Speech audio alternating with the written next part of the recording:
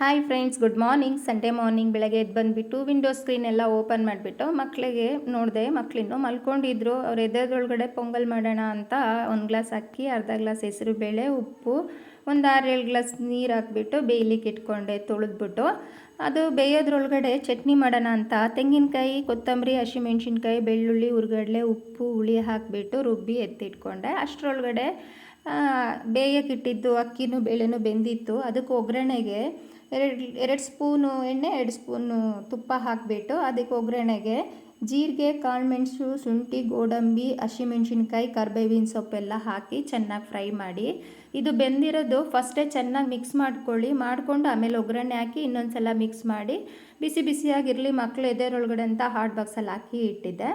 ಅಷ್ಟರೊಳಗಡೆ ಮಕ್ಕಳು ಎದ್ದ ತಕ್ಷಣ ಖಾಲಿ ಸ್ಟಮಕ್ಗೆ ನಲ್ಲಿಕಾಯಿ ಜ್ಯೂಸ್ ಮಾಡೋಣ ಅಂತ 3 ನಲ್ಲಿಕಾಯಿನೂ, ಸ್ವಲ್ಪ ಪುದೀನೂ, ಸ್ವಲ್ಪ ಲೈಮು, ಆಮೇಲೆ ಉಪ್ಪಾಕ್ಬಿಟ್ಟು ರುಬ್ಬಿ ಸೋಸಿ ಎತ್ತಿಟ್ಕೊಂಡೆ. ಇದು ಇಮ್ಯುನಿಟಿ ಪವರ್ಗೆ ತುಂಬ ಒಳ್ಳೆಯದು. ಮಕ್ಕಳಿಗೆ ಕೊಡಿ.